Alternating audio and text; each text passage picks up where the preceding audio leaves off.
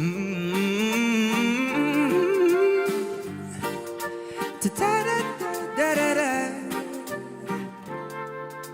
sitting here in this boring room, just another rainy Sunday afternoon, wasting my time, got nothing to do. I'm hanging around, I'm waiting for you, but nothing ever happens. So I wonder, I'm driving around in my car, driving too fast, I'm driving too far. I'd like to change my point of view. I feel so lonely waiting for you, but nothing ever happens. So I wonder how, I wonder why. Yesterday you told me about the blueberry sky, and all that I can see is just a yellow lemon tree. I'm turning my head up and down, turning around. All that I can see is just another lemon tree. Sing da da da da da da da dee da da da da da da dee da da da da da. My name is Ross Wardell. What else do you want to know? I live in Drummond, which is in Dalesford, Victoria. I am 65 and a half years old. What else? Describe your farm. Oh, well, I have got 300 beehives. I've got 8 acres. I have got cows and sheep, geese and chooks, a dog, and that's it. One sec, put it down. We're doing something, young fella.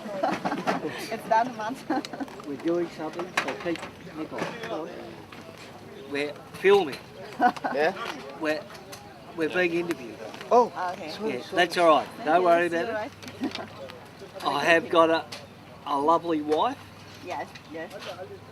whose name is Christine. All right, that's it. What else do you want to know? So, describe where you choose the industry to produce corn. Describe why I chose to do the bees. Yeah, and how many years? 34 years ago, I built my house. My wife and I and her father and mother built the house that I live in, and the man who cut the timber for the house owned beehives. So when we bought the timber, he sold us a beehive, and that's what got me interested in doing the bees.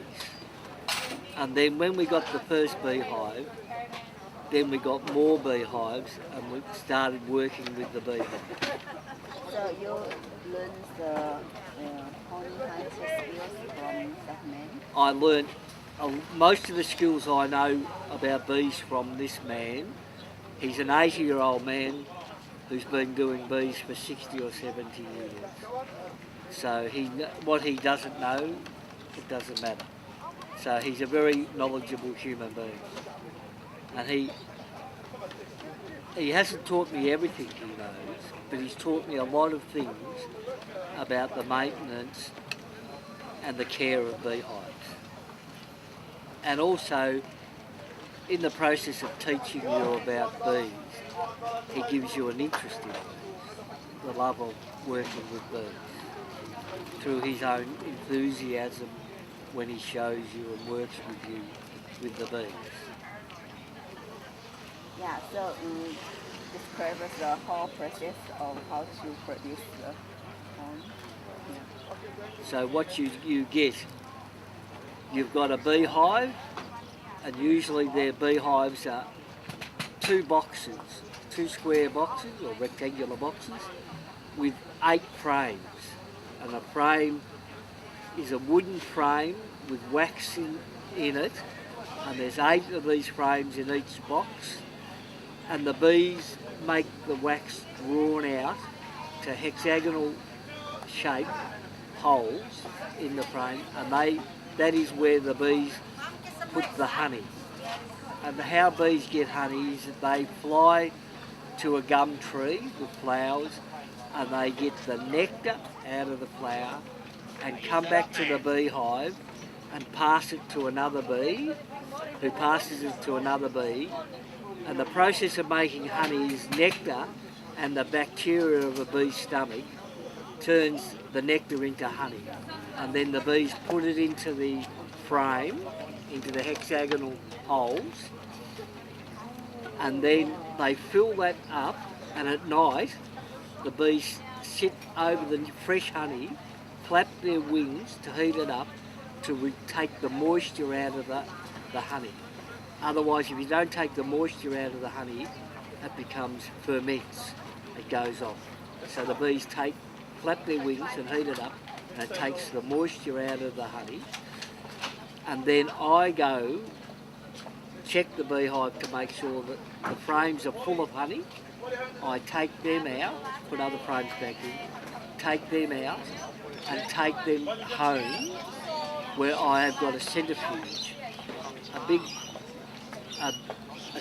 a circular frame with cages in the middle that you put the frames in, that spins around.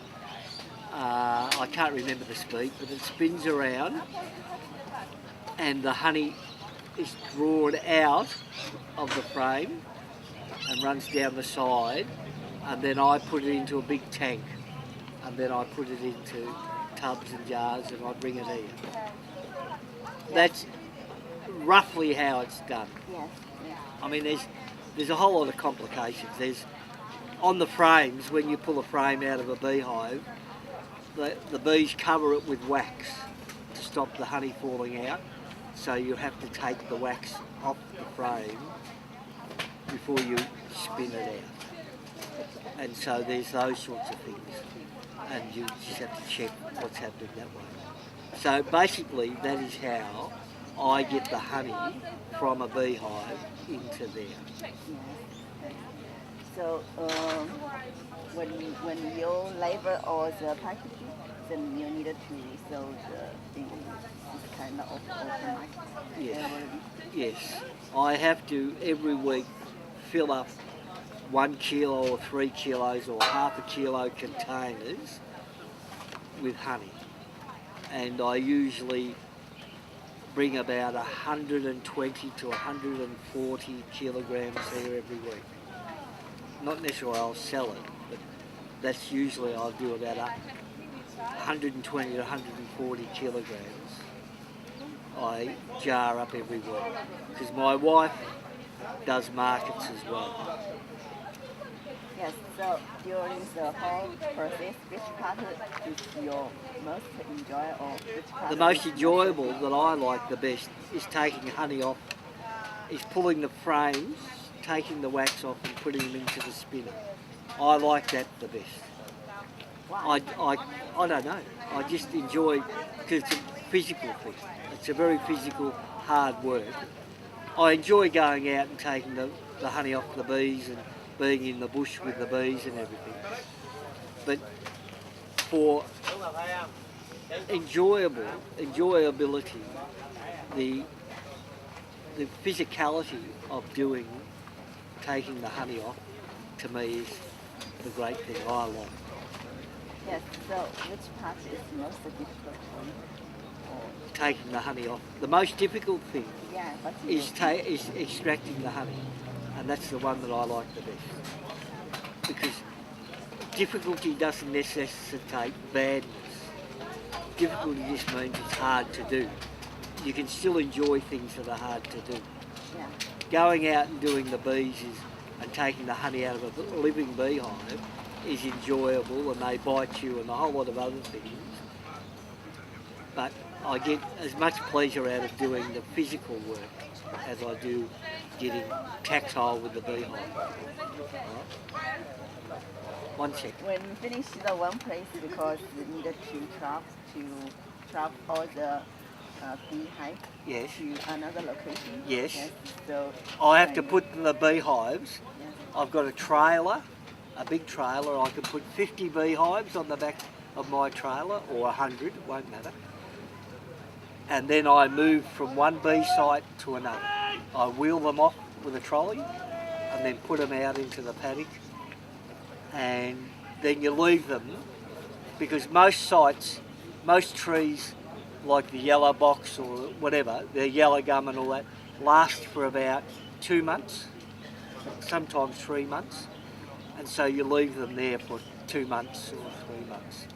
But in the winter, for about 4 months, 4.5 months, 5 months, we got nothing. The bees just sit in their beehive, and I usually take them to a bit warmer than where I am because it gets cold, but I put them in Bendigo or somewhere and leave them, but I leave them with lots of honey in, and I winter them down. I put them into single boxes and leave them for the winter, and they survive all right.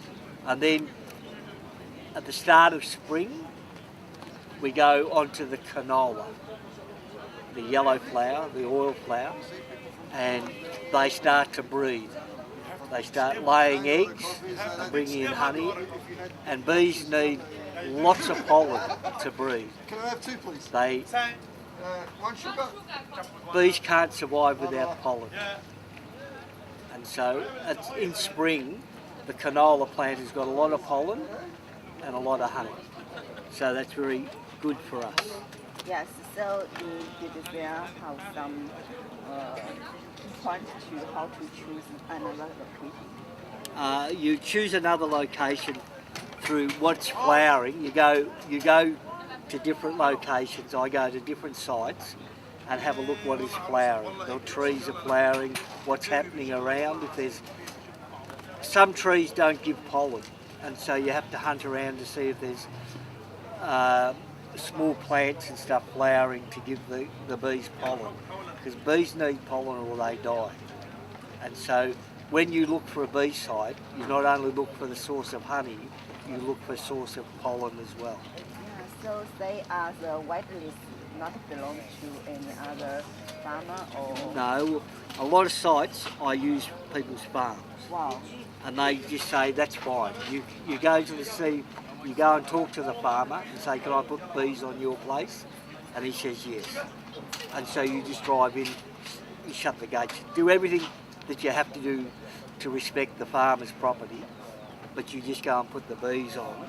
And they like it because it helps their trees and plants and stuff. And they don't mind.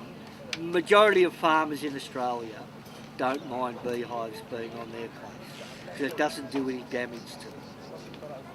And most beekeepers respect the farmers' wishes and what they need to do and what they want, with shutting gates and looking after the animals that you're dealing with. All right? Yes. Can you remember a story about similar things that's very impressed yourself? Yeah. Your wife? So The best honey. It's like when I used to go take my bees to Rainbow, which is up in northwest of Victoria. Oh, northwest of Victoria, yeah. How far from your farm? About 300 kilometres. And I've got a friend with a farm, and I take it up there, and it's all sand. But it's got a whole lot of bushes in there that are really good for the bees, banksia and a whole lot of other things, tea trees and stuff like that.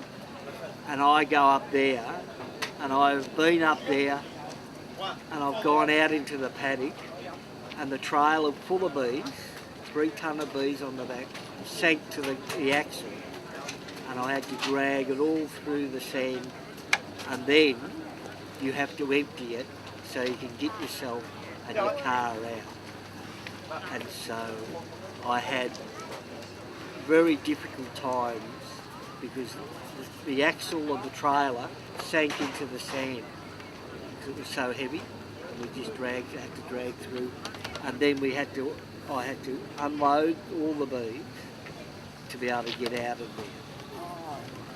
So, but I haven't got many anecdotal stories with any humour or anything like that, because most of the time that you take bees out, it's all hard work. you're just unloading bees, checking that they're all right. And it's mundane. It's like any other job. Beekeeping is no different to being in an office in the city. There's so many tasks to do, and you have to do them. Whether you're sitting in an office and writing a whole lot of things, or me picking up beehives and checking them and taking the honey off, there's no difference. Oh, but the worker condition, you know. Yes, the conditions are different because Extreme I get weather, I get rained on. But the beauty of it is that you can go out there and you're working with your bees, and there's hawks and eagles flying around, and there's kangaroos, or there's animals just walking around near you. Yeah. Snakes. I picked up beehives and lifted them on to the trailer, and underneath the beehive was a snake sleeping in under the beehive, and it just sits there, and then you don't worry about it Yeah. because it was just sleeping, and so I picked the beehive up and moved it and left it alone.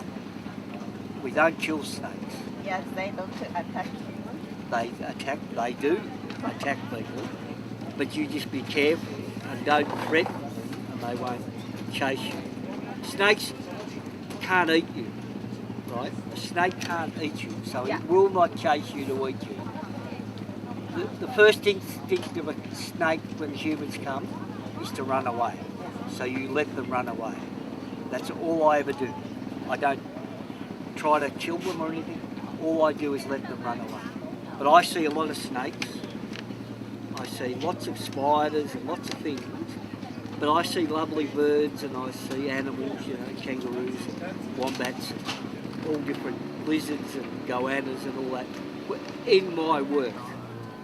When you're walking around and dealing with your beehives, because you're in a natural environment. Yeah. Usually, Christy will assist you. No, Christine's allergic to bees. Uh, If she gets bitten, we were in the desert once, and we had a lot of bees. This is a long time ago. Christine and I were out doing the bees, and she got stung, and she swelled up huge. Christine and I were in a place called Nil in the desert there, in the sand, and she got bitten by the bees and swell up huge, and we had to get her into hospital because she nearly died. So I had to throw all the motorbikes and all the stuff in the back of the ute, and then drive her through the sand out to a hospital at Nil. And we walked into the hospital, and the nurse came walking up and said, "I know what's wrong with you, come with me." And they saved her life with an epidural, yeah. to reduce the... You mean yourself or Christy? Christine. Yeah. Christine's allergic to bees. I'm not. And so she can't help me. Oh, really? She helps me when we put the hunt and all that, but she can't help me physically with the bees. She loves the bees more than me. Yeah. But I get allergic. Yeah, but she loves the bees more than me, but she's allergic to bees. So I can do the work. She can help when she paints the bees boxes and puts the frames in. She does all that, but she loves the bees, physically likes the bees better than me. Yeah. But unfortunately she can't do it. All right? Yeah. So the bee is not so dangerous to say will attack you when No, bees don't. I've got no problem with bees. They bite me 10 times and it doesn't hurt. I mean, it doesn't affect me. I've been bitten more than 10 times on my hands, and I don't get any reaction. Right? I don't get any reaction. They're all very nice to you. Sorry? They're all very nice to you. They are very nice to me. It doesn't affect me at all. Yes, so can you describe the bee like nature, that kind of animal? Very interesting in your eyes? Or? I think bees are the most amazing creatures, as in how they make honey by them swallowing the nectar, and the bacteria in the stomach changes the nectar into honey. They also talk to each other.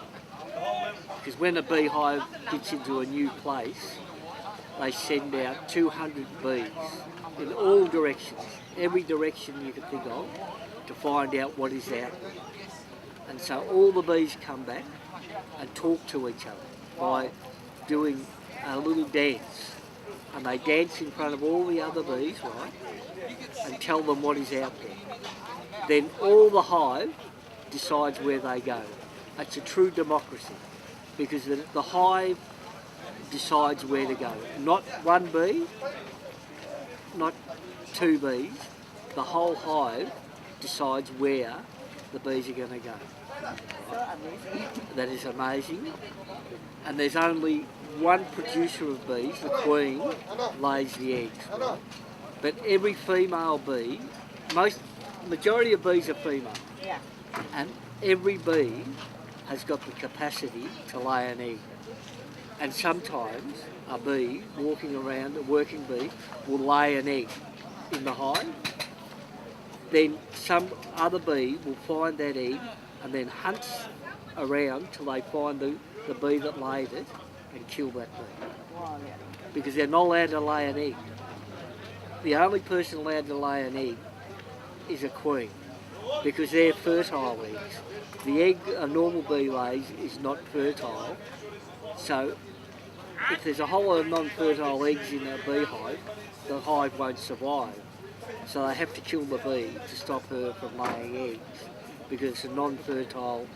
Because when the bees see a little egg at the bottom of a frame, they put royal jelly, which is a mixture of pollen and honey and nectar, and they put it to feed the little egg, right? But if it's a non-fertile egg, it's pointless. It's a waste of energy. So they will not do that. So they kill the egg, because it doesn't need to be killed anyway, but they'll take the egg out and find the girl that laid it and kill her. Wow, amazing. And if there's 50,000 bees in a hive, you tell me how they find that girl, how they find a single bee. So you tell me that's a very good thing, isn't it? Yeah, interesting. But it's a total... Bees are all about survival. They won't let unfertile eggs survive. They won't... They all communicate with each other for the betterment of the hive. So it's a real... It's better than democracy in some respects, because it's a social environment. It's a living creature. The whole hive is a living creature. It turns into a single entity, a living entity, through their ability to share. Yes. That's what I think about bees. So they can't survive by themselves, only one bee. No, They no. always living in group. Well, they have to, because you need a group to be able to get enough honey to keep the group going. One bee, bees live for, in the middle of summer, 2 weeks. In the winter, 6 weeks. That's it. They've got, in the middle of summer when they're working hard, 2 weeks is all their life is. Wow, only 2 weeks. Only 2 weeks. They was born and Yeah, they're hatched and die within 2 weeks. In winter, when they're not working as hard, 6 weeks. wow, really But see, we don't understand what they understand. So it's only a relative term. You say it's a short, we look at 2 weeks as a very short thing, or 3 weeks, but to them it's a life, isn't it? And it's no different if you lived 100 years, yes. you're born and you live 100 years, that's a life, isn't it? Yes. A bee is born and lives 2 weeks, that's a life, isn't it? What's the difference? There is no difference, is there? Yeah, really a very amazing Sorry? creation. Like the animals. They are. They are very amazing animals, and we depend on them. Human people depend on bees for our survival, because they pollinate half the fruit and vegetables we eat are pollinated by bees. But there's other pollinators, mosquitoes pollinate, flies pollinate, there's a whole lot of other pollinators, but bees are the most common and more of pollinators. We need pollinators for human beings to survive. There was no pollinators out there, no bees, no mosquitoes and stuff. We would be dead in 6 months because we wouldn't have any food to eat. Yes. Wow. Well, so bees are really a huge part of the existence. Well, Earth is a living organism, isn't it? Gaia. The Earth is a living organism, and the bees are a part of that living organism. See, we forget, as human beings, we think we're totally independent, but it's madness, because everything's related to everything else. We need everything on Earth as much as they need us. They don't need us at all. Humans could disappear off Earth tomorrow; it wouldn't make would make a really good difference. Animals would survive much better, but in essence, for our survival, human beings, we are totally reliant on all the creatures that are living around us. So you really love them very much? Oh yes, I love my bees, yes, you could say that. Because they're a living, working creature. They're existing and doing what they're supposed to do, as opposed to a lot of other things. Human beings don't live and do what they're supposed to do. Bees do. Yes, in some maybe the bee work better than man. Human beings. No, you can't. There's no comparison. You can't say that one creature works better than another creature, because it's a different structure. Do you know what I mean? Yeah. And so bees work harder. They work themselves to death. Humans don't work themselves to death. Some people do, but on the majority, humans don't work themselves to death, where a bee will. Right. And so they work different than us in some respects. Yes. So would you hope your children can continue to do that job? If I had children, I haven't got any children, but if I had children, I would hope that they would do it. But Christy told me, We have got adopted children, yeah. we've foster children, Oh, really? yes. Yes. So last And time, they won't do the bees. They're interested in other things. they all go to They live in Melbourne and they builders and all this sort of crap. They're young people with young families and not interested in bee keeping, all right? yeah. But that's fine. That's their choice. It's not. I can't make the choice on anybody else's life, can I? I mean, it would be nice if I had a son that would come and work with me and want to do my bees, right? Or a daughter. But I haven't, so it doesn't matter. You know? Yeah. Life So, goes on. There's plenty of beekeepers. last time when I come across your neighborhood, Yeah. Justin Justine. interesting to do that kind of Yes, Justine is going to do that. yeah. She could teach her children to do that. But I unfortunately haven't got any children to do that, all right? But that's fine, that's no big deal. I can't change life. Yeah. So Justin would learn the skill from you. Justine will learn some of the skills from me. And if you've got some basic intelligence, then you pick a lot of it up yourself. And once you start working with the bees, they tell you, you have to open your ears and your body, and they tell you everything. The bees are forever telling you what's happening. You just have to know how to listen to it. So you never feel pity to choose this Sorry? as your job? No, I didn't choose this as my job. Yeah. I've done other things in my life. You know, drove trucks interstate.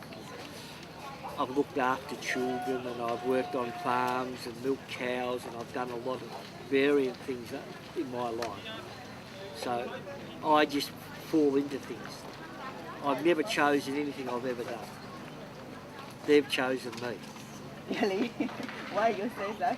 Because I've never had the capacity or the want to choose, except once when I was very young, I wanted to be a chef, and I became a chef, and I didn't like it very much, but I have never ever chosen a job in my whole life. I fall into it. It's all accident. I just come across and somebody says you could do this, or I'll say yes, and that happens. So no, I've never, most of my life I've never chosen anything I've ever done. It's chosen me. So if you would like to do anything else very different in your Yes. life, do you have something or artist you would like to do? Traveling or No, we've travelled a little bit, but I don't know. so what about Christy? Oh, Christine, Yeah. she's into art. She paints. She's a really good artist and a writer. Wow. She's an author. She hasn't published a book, but she's written books. And she paints pictures and everything. I'm doing weaving. I love weaving. And that would be nice. When I get a little bit older and more decrepit that I can't do this sort of stuff, then I'll do a lot more weaving and macrame and knitting.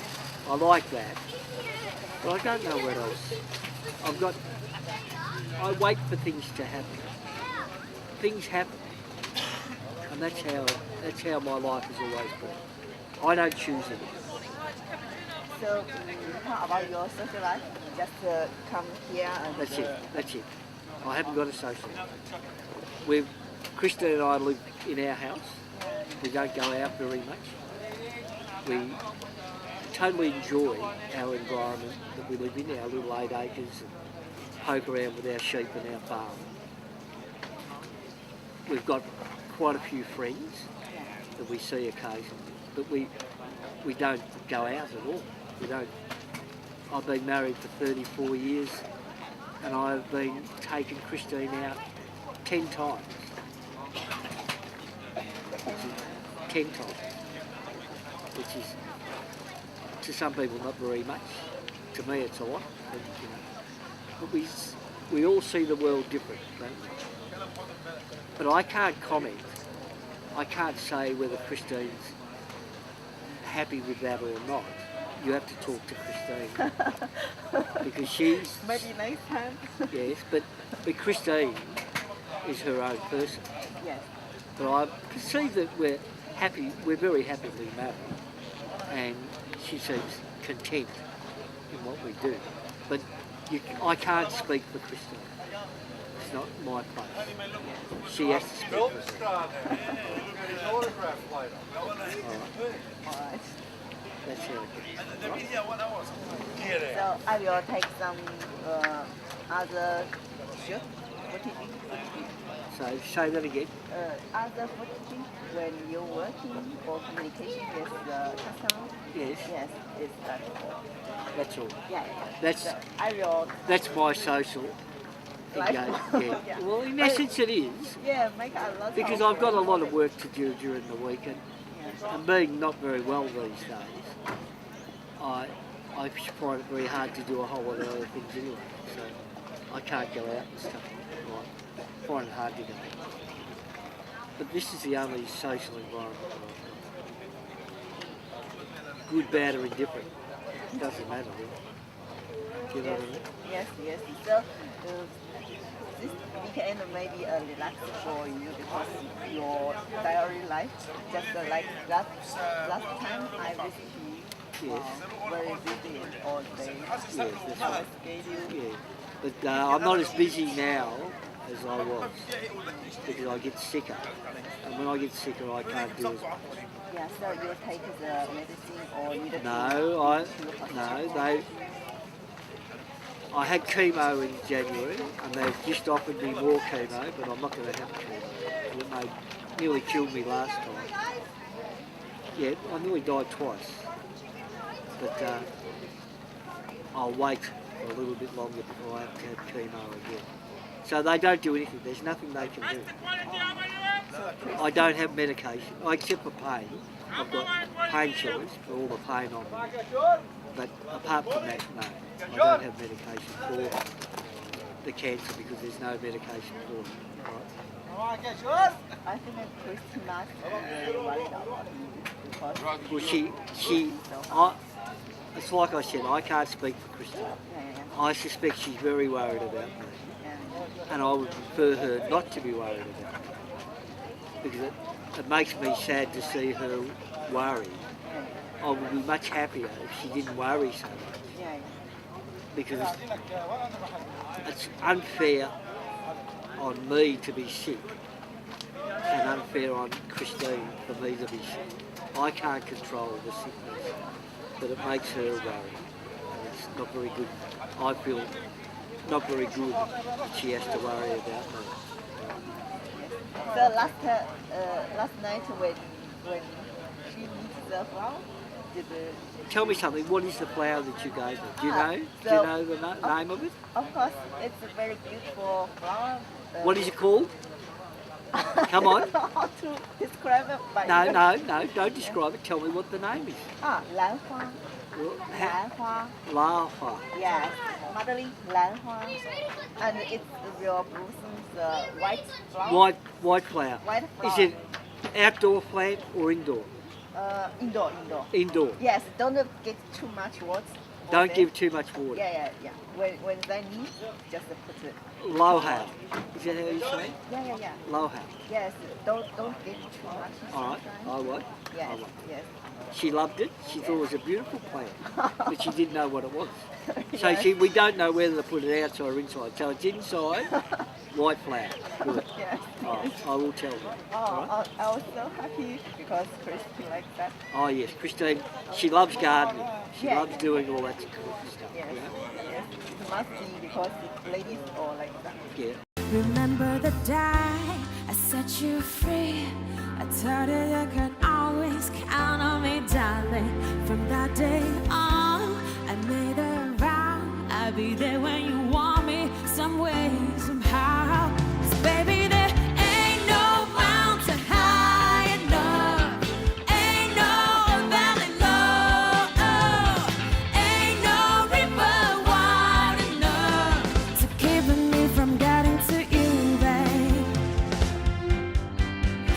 And we can whisper things, secrets from our American dreams. Baby needs some protection, but I'm a kid like everyone else.